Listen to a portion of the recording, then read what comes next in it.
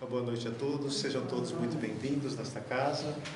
Uma casa, alguns falam casa de oração, outros falam casa de Jesus, né? Para nós não importa, para nós o que importa, né, é que é um centro espírita, onde nós nos reunimos entre nós encarnados e nos reunimos também com os desencarnados. Tá? E antes de nós iniciarmos, eu vou convidar a todos nós encarnados e os desencarnados também, para fazermos a nossa prece de abertura. E assim, meus amigos e amigas, irmãos e irmãs, aqui nos encontramos reunidos em nome de Jesus, e em nome de Jesus, elevamos o nosso pensamento a Deus, nosso Pai, para rogar que Ele nos abençoe a oportunidade da noite, onde aqui nos reunimos, desejosos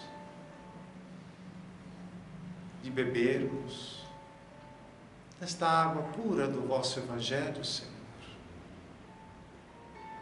saciando a nossa sede, saciando a nossa fome de Espírito. Abençoe, para que possamos ter um bom aproveitamento. Possamos sair daqui nesta noite confortados diante das aflições que por vezes ainda se assomam na nossa vida. Possamos sair com a esperança renovada e com a certeza de que amanhã será um novo dia. E assim confiantes, em teu nome, Senhor Jesus,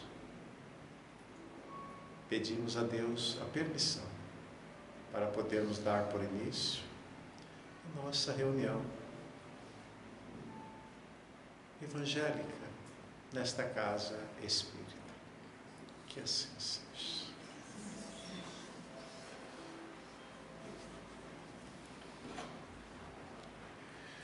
Bom, meus amigos, hoje nós vamos falar sobre uma passagem que nós encontramos em Atos dos Apóstolos.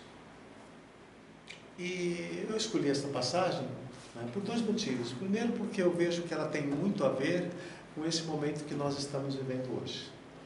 Mas também porque muitas das vezes, né, as pessoas acreditam equivocadamente, né, que nós espíritas não lemos a Bíblia, né, e que a Bíblia não é um livro dos espíritas, né, é um grande engano, né, porque a Bíblia ela também é um livro de estudo para nós espíritas.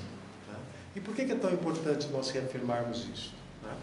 Porque a doutrina espírita em nenhum momento pretendeu ou pretendeu-se com a doutrina espírita, né, estabelecer, né, uma graduação de mais ou menos importância em relação a qualquer outro segmento religioso, a qualquer outro credo, a qualquer outra crença. E nesse sentido, né, a Bíblia é para nós, né, a base de uma escritura, né, sagrada, sagrada no sentido de retratar, né, os ensinamentos de Jesus e retratar também os ensinamentos que antecederam a vinda de Jesus, que é o que nós vamos encontrar, por exemplo, né, no Velho Testamento. E seja o que nós encontramos no Velho Testamento ou o que nós encontramos no Novo Testamento, né, é a base de estudo cristão para todos nós. E esta passagem que nós selecionamos, tá, ela traz uma mensagem que basicamente diz o seguinte: não recalcitres com os teus adversários. Esta passagem, quando nós lemos em Atos dos Apóstolos, nós vamos ver lá uma passagenzinha entre Jesus e Paulo, aonde, né, quando Paulo se defronta com a figura de Jesus, né, e diz, né, a história narrada, né, que Ele ia em direção à cidade de Damasco, nas portas da cidade de Damasco, ele vê uma intensa luz, ele cai do seu cavalo, né? E naquele momento ele se defronta com, né, um ser mais iluminado, tão iluminado que o deixa cego, né? E naquele instante ele pergunta: quem és tu? E Jesus lhe responde: eu sou Jesus, aquele a quem tu persegues. E aí tem toda uma narrativa, né, o que acontece depois, né? Ele entra na cidade de Damasco, vai até Ananias, e toda a história, né, que marca o renascimento, vamos chamar assim, né, do nosso irmão Paulo de Tarso. Até então, Saulo, e que, quando convertido, ele passa a se chamar Paulo. Porque naquela época, né, era muito comum, né, por ocasião das conversões, né, ou seja, aqueles que se convertiam, muitas das vezes assumiam uma outra nominação. E Saulo de Tarso passa a ser Paulo de Tarso. Né? Então, quando vocês encontrarem lá Saulo e Paulo, já sabem que nós estamos falando da mesmíssima pessoa. Tá? Por que nós escolhemos esta passagem? Né? Quando essa passagem ele fala sobre, né, não recalcitres com os teus adversários, né, é muito importante que nós olhemos para o mundo em que nós vivemos hoje e nós analisemos o que se passa no mundo em que nós analisemos hoje. Né? Nós olhamos para, né, lá para o Oriente e nós vamos encontrar, né, aquela guerra interminável entre judeus e palestinos, né, envolvendo os árabes de uma forma, né, muito ampla. Se nós olharmos um pouquinho, um pouco mais para cima, né, e olharmos, por exemplo, na Europa Oriental, né, nós iremos encontrar, no leste europeu, nós iremos encontrar, né, a guerra entre os russos e os ucranianos, né, que já se vão aí, ó, alguns aninhos. Né. Se nós formos um pouquinho mais para o centro, né, imaginarmos, né, o centro do planeta, ali no continente africano, né, e se nós começarmos a folhear, nós iremos encontrar uma série de guerras entre as tribos, né, que se digladiam entre si, entendeu? E nas situações mais horrendas. Se nós viermos aqui um pouco para, né, as Américas, ou nas Américas, nós iremos encontrar, né, grandes processos revolucionários, né, que se instalam, entendeu, sorrateiramente, e quando você vê, né, aquilo é um caos geral. Ou seja, para onde nós olhamos no globo, né, nós iremos encontrar problemas muito grandes envolvendo as relações humanas. As relações humanas coletivas, que são esses exemplos que nós estamos tratando, tá? Mas nós poderíamos, né, em plano menor, analisar as relações humanas individuais, ou de nós para com a sociedade, ou de nós para conosco mesmo. E quando nós falamos de nós para conosco mesmo, nós estamos querendo dizer, particularmente, entendeu, em relação a estas guerras íntimas que ainda estão instaladas dentro de nós mesmos. Porque a gente olha para fora como se todo o problema do mundo estivesse fora de nós, sem que a gente analise, né, em que medida que talvez aquilo que se retrata no plano coletivo nada mais é do que o somatório daquilo que está dentro das individualidades. Então, quando a gente olha para esses conflitos, né, bélicos, conflitos armados, essas guerras, e que, por sinal, sempre acompanharam a história da humanidade, né, muitas das vezes nós podemos ser tentados a acreditar que esse é um problema sempre para fora. Mas nós temos que pensar, será que esse problema para fora não tem a ver com os problemas individuais que irradiam de cada um de nós?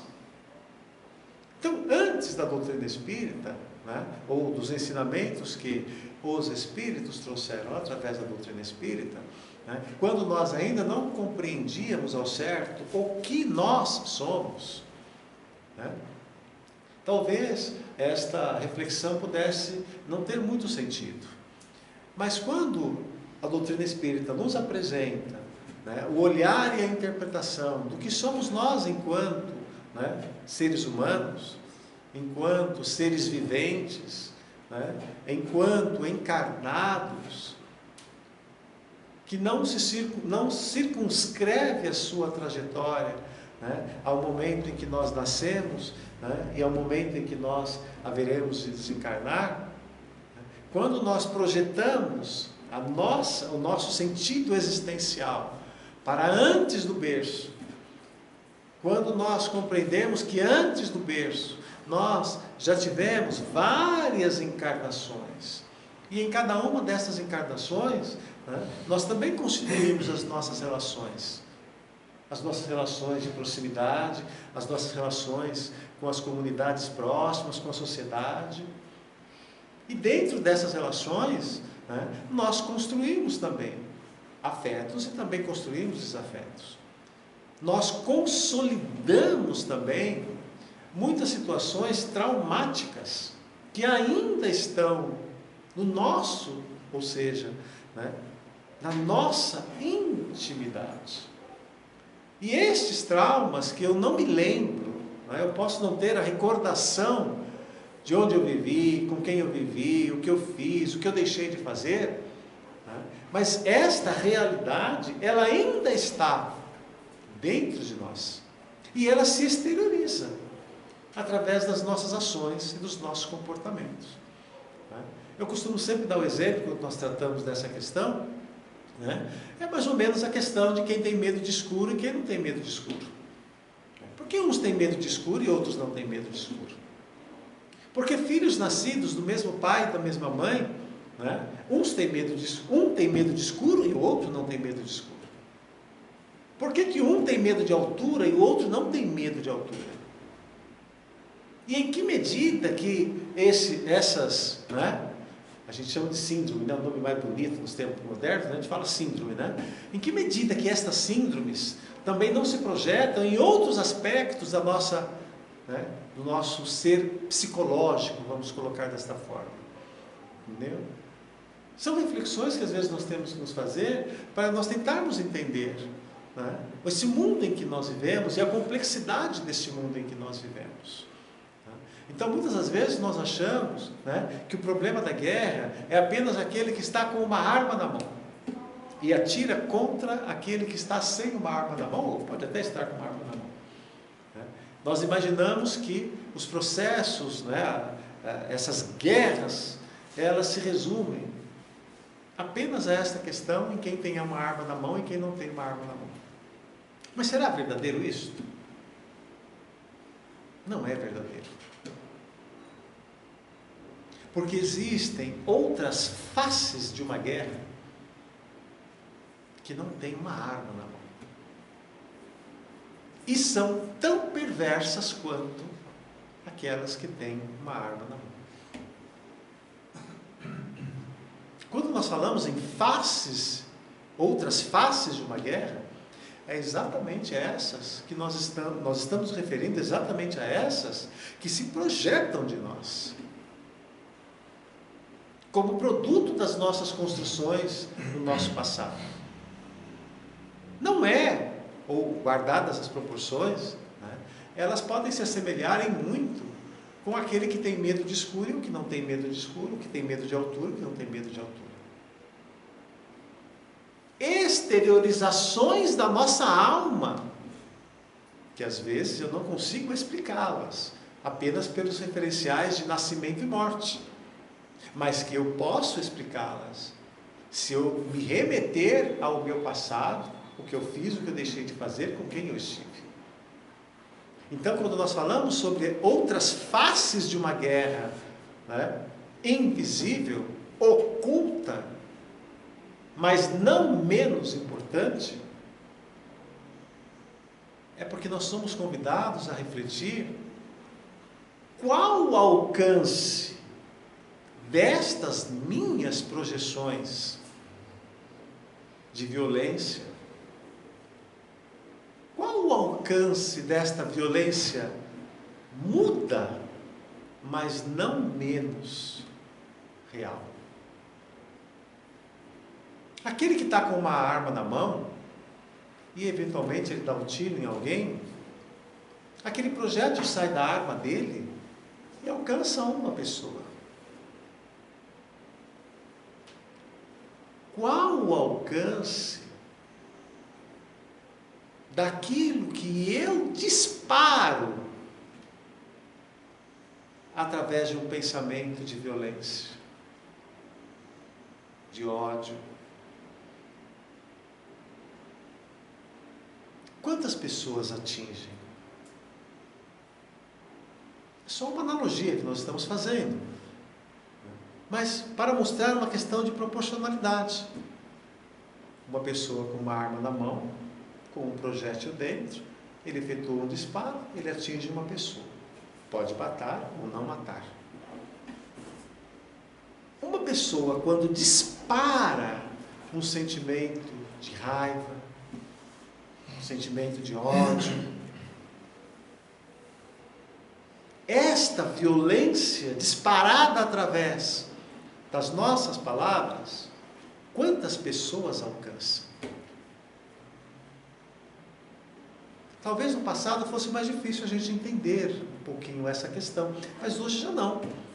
Hoje nós temos a tecnologia das redes sociais, né? Quando eu pego, né, o meu celularzinho, né, por mais velhinho que ele seja, entendeu?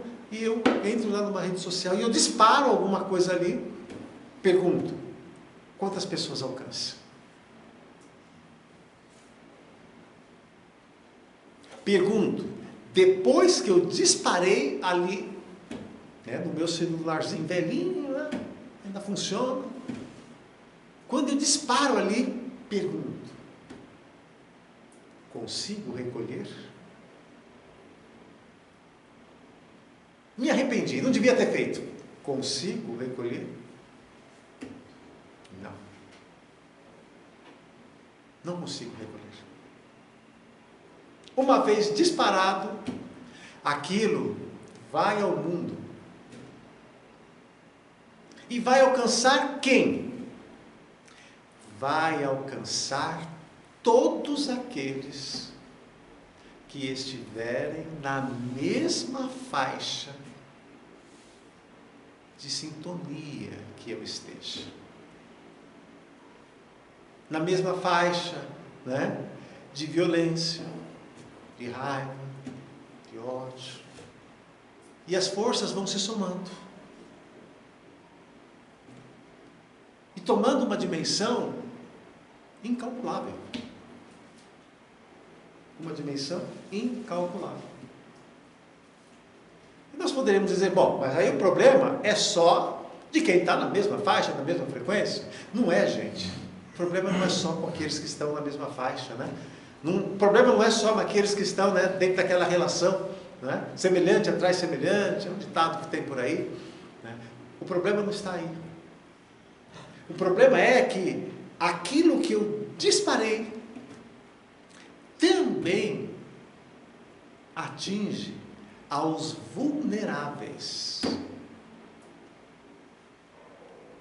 Aqueles que estejam em qualquer grau de vulnerabilidade. E que sofrem os efeitos de uma violência não provocada por ele.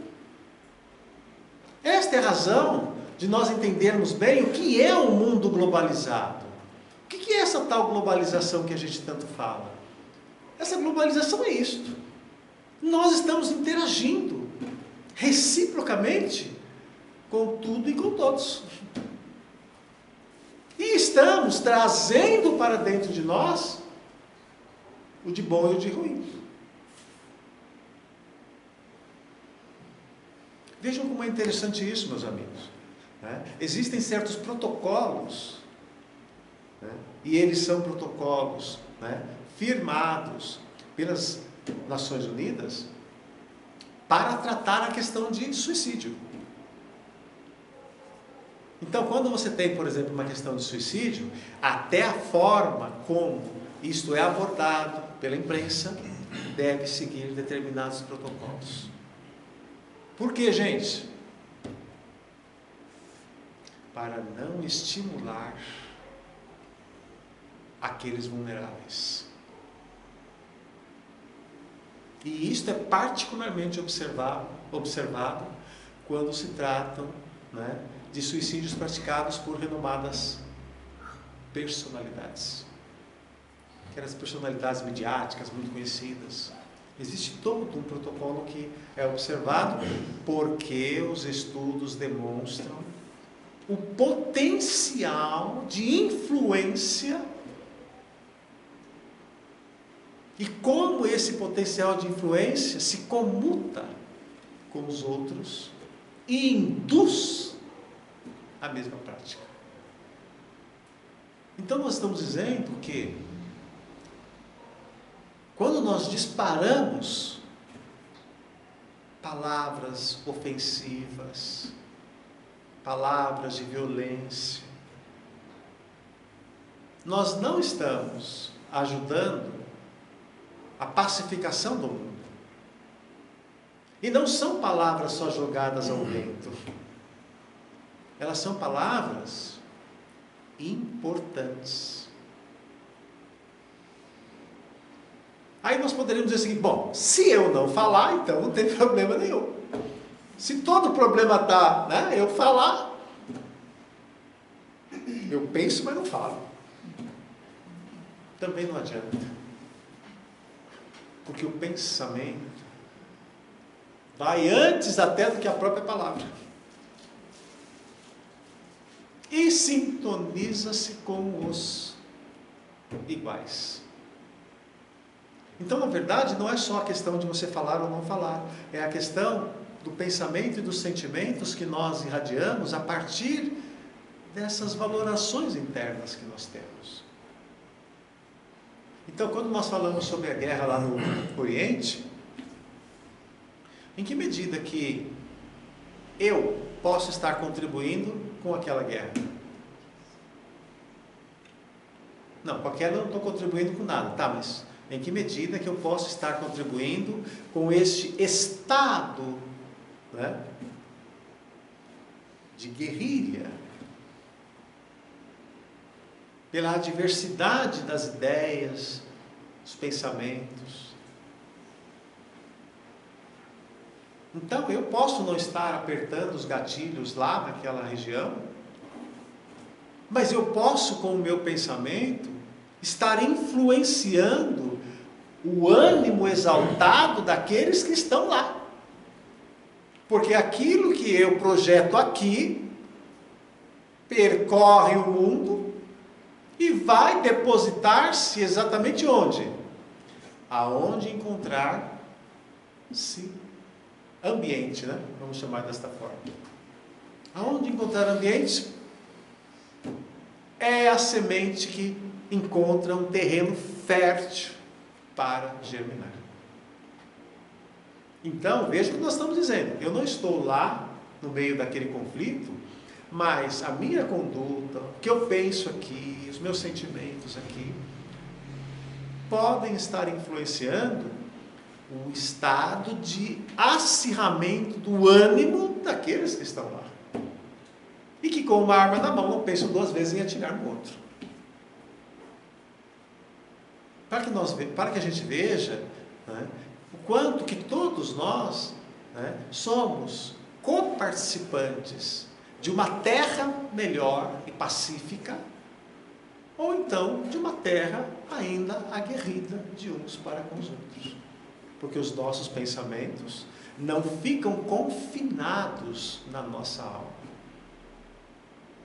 Eles se projetam ao infinito e atingem tanto aos encarnados, como nós que estamos aqui, quanto aos desencarnados. Então, quando o Evangelho de Jesus nos recomenda, né, a questão da oração, da pacificação, é exatamente porque todos nós nos fazemos solidários, para o bem ou para o mal. somando a partir daquilo que nós pensamos, sentimos. Então nós não somos só responsáveis, e isso são os Espíritos que nos ensinam, né? Nós não somos só responsáveis pelos atos praticados. Nós também somos responsáveis pelo que eu penso e pelo que eu sinto. E em que medida que isto, ao se projetar no mundo em que nós vivemos, estimula no outro algo positivo ou algo negativo. Para que a gente veja, né, como que esse mundo é mais complexo do que nós vemos na aparência. E é muito importante que a gente tenha esse entendimento, para nós interpretarmos, inclusive, o que passa no ambiente que nos cerca. Vocês já perceberam como as pessoas estão destemperadas? Só a gente olhar, você sai com o seu carro e você para com ele no farol. O farol passou do vermelho para o verde para você se deslocar. Se você demorar 10 segundos para colocar o seu carro, o mínimo que você vai tomar é um buzinaço no seu ouvido. Sem contar aquele que passa até pela contramão e não perde a oportunidade de te xingar. Simplesmente porque você demorou 5 segundos para sair do seu carro. Já perceberam como que as pessoas estão transitando, cruzando uma com a outra, e por coisas banais e fúteis, as pessoas estão respondendo com violência. E isto também é um estado de guerra. Nós estamos colocando para fora o pior lado que nós temos, por não enfrentarmos esse pior lado e tratarmos esse pior lado. E qual é o remédio para esse pior lado? É o Evangelho. É aquilo que Jesus nos ensinou e está sacramentado. Seja nas Escrituras Sagradas, como nós encontramos na Bíblia, seja nas obras de todos os credos religiosos. Evangelho segundo o Espiritismo, como é o nosso caso, e todas as obras que tratam desse aspecto da moral humana.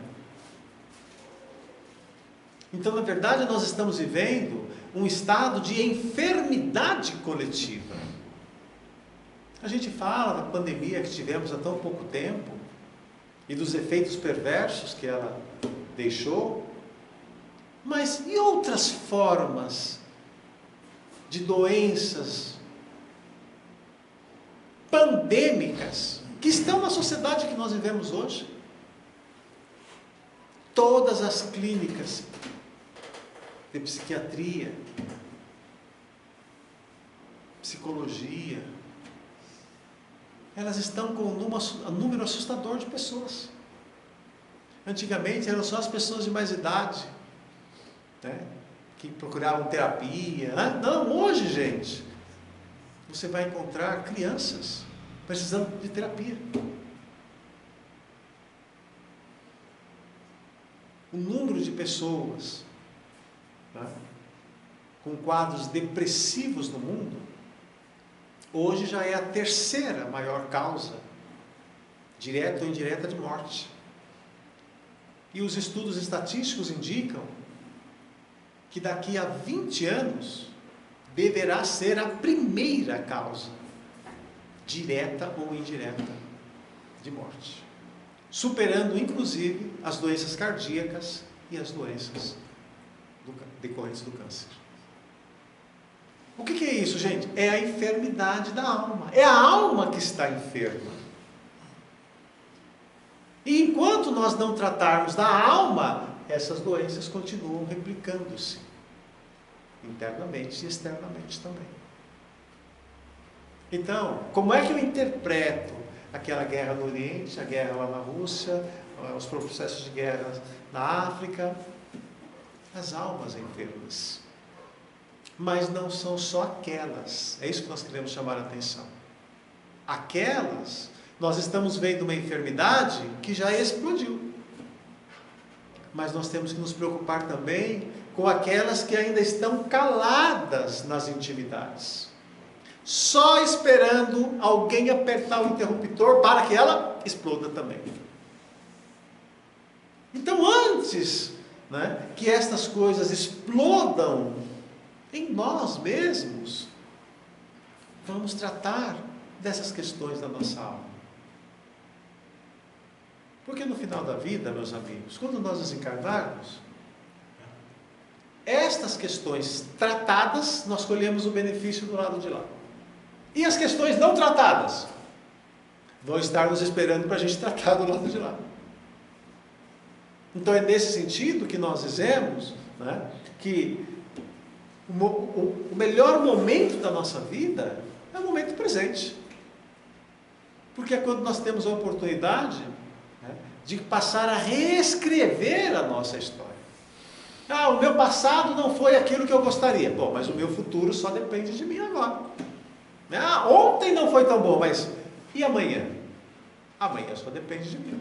É por isso que nós sempre dizemos que toda vez que a gente coloca a nossa felicidade nos ombros do outro, quase sempre a gente vai se decepcionar. Porque às vezes o outro, com a maior boa vontade do mundo, pode não ter aquela força, aquela sustentação, para poder corresponder à minha expectativa. E aí o que acontece se ele não tem a condição de corresponder à minha expectativa? Ele se decepciona, eu me decepciono. Porque eu esperava tanto e ele não correspondeu. Aí eu pergunto, o problema é dele? Ou será que o problema também passa por mim naquilo que eu firmei por uma expectativa não realizável? Às vezes passa pela minha expectativa não realizada. Então é nesse sentido que nós estamos dizendo que esse momento que nós estamos vivendo na Terra hoje concita a todos nós a tomarmos muito cuidado com aquilo que nós exteriorizamos para o mundo. Até para que nós também não nos situemos numa faixa de revolta, numa faixa de agressividade e passemos a sofrer a influência que vem dos outros. Porque a regra é a mesma. Se o que eu projeto aqui pode influenciar o comportamento dos outros, pergunto para vocês, o que os outros projetam lá pode influenciar o meu comportamento? Pode influenciar o meu comportamento. Então, qual é a minha saída? A minha saída é o seguinte, é não me colocar nessa faixa de negatividade, nesta faixa de depressividade, nesta faixa de violência. Porque se eu me coloco aqui, eu recebo a carga do mundo inteiro que esteja na mesma frequência. E é aí que muitas das vezes a gente realmente, sabe quando a gente fala assim, mas eu não tenho força. Às vezes eu não tenho força, mas por quê? Porque eu estou recebendo uma carga que realmente é maior do que a minha condição.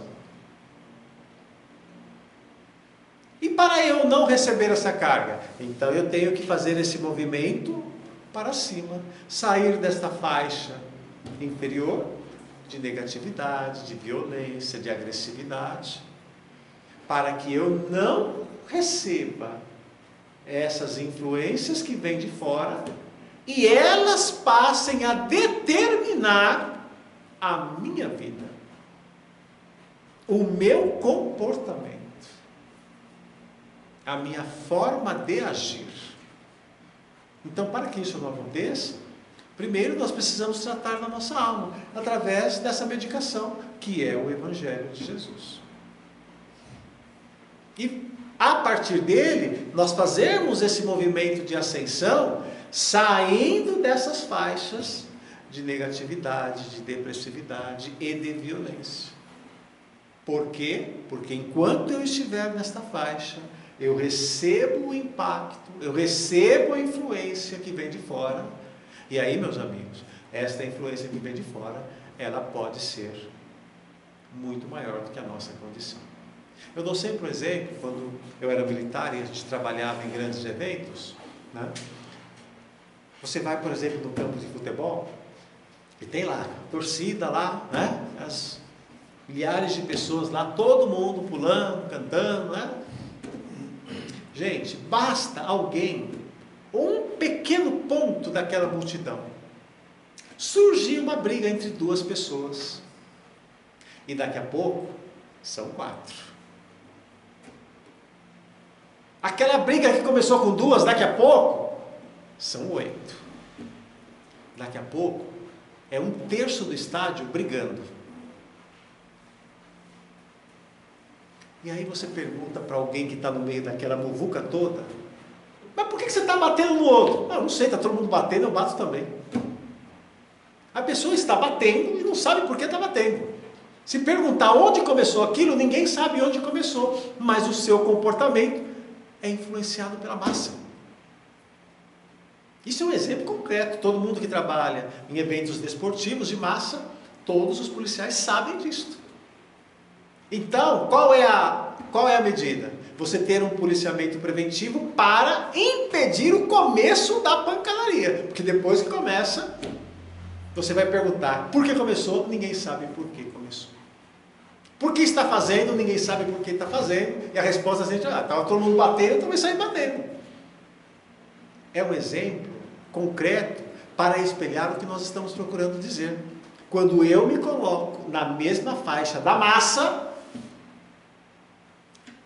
aquilo que vem de fora pode exercer uma influência tal sobre mim, que daqui a pouco eu estou fazendo as coisas sem querer. Não era o que eu queria, mas eu estou fazendo. Não era o que eu pensava, mas eu estou agindo. E tudo isso por quê? Pela influência ou por uma lei que nós chamamos de reciprocidade. Então a melhor forma que nós temos para evitar isto é exatamente procurando não nos colocarmos nestas faixas de violência, depressividade e de agressividade. É nos colocarmos acima desta faixa, para que nós não estejamos, sob o impacto tão violento, desses pensamentos e sentimentos que são produzidos em qualquer lugar do mundo. Por isso que nós demos o exemplo daquilo que a gente dispara através dos nossos aparelhos de comunicação. Percorrem o mundo em questões de segundos e vão aportar em todos os aparelhos que estiverem na mesma sintonia. Assim somos nós também. Então, quando esta passagem do Evangelho fala, não recalcitres com o teu adversário, quando Jesus fala, amai a Deus acima de todas as coisas e ao próximo como a si mesmo, quando ele fala sobre o perdão, perdoai não 7 vezes, mas 70 vezes 7 vezes, ele está exatamente querendo dizer para nós, entendeu? O melhor antídoto para a violência é o exercício do amor. E muitas vezes, calar é a melhor arma que nós podemos ter, ou o melhor remédio diante dessas adversidades. Que Jesus nos abençoe a todos. Vamos fazer a nossa prece de encerramento. E assim, meus amigos e amigas, irmãos e irmãs,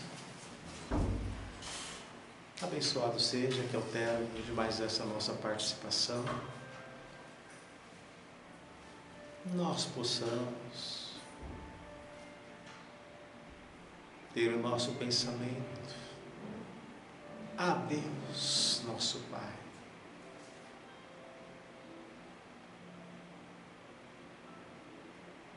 Senhor Jesus,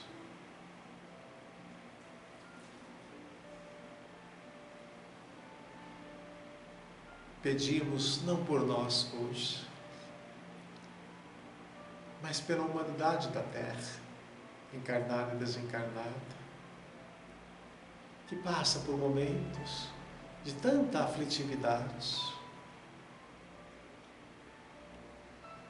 que a paz possa encontrar guarida nos corações humanos.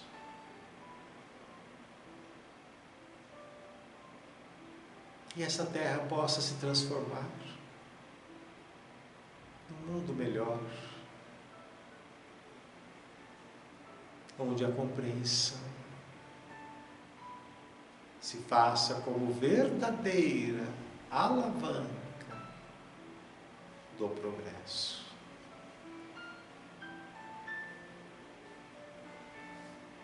Pelos nossos lares nos pedimos, Senhor, pelos nossos familiares, por aqueles que lá estão, encarnados e desencarnados, que eles possam receber neste instante essas nossas vibrações de amor, na forma desta oração.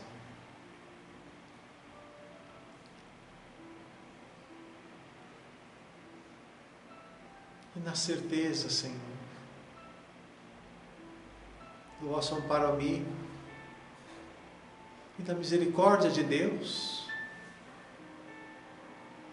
a trazer luz e esclarecimento para nós, só podemos vos dizer muito obrigado por tudo. Abençoado seja, que onde quer que estivermos e com quem quer que estivermos, nós possamos estar com a vossa santa paz no nosso coração. E assim, agradecidos que somos por tudo, só podemos, em teu santo nome, pedir a Deus a permissão para darmos por término a nossa reunião evangélica de nossa casa espírita. Que assim seja. E assim, meus irmãos e irmãs, que Jesus abençoe a todos, tenham um feliz retorno aos seus lares, aqueles que estão aqui conosco, e aqueles que estão nos seus lares, que possam ter uma ótima noite. Uma boa noite a todos.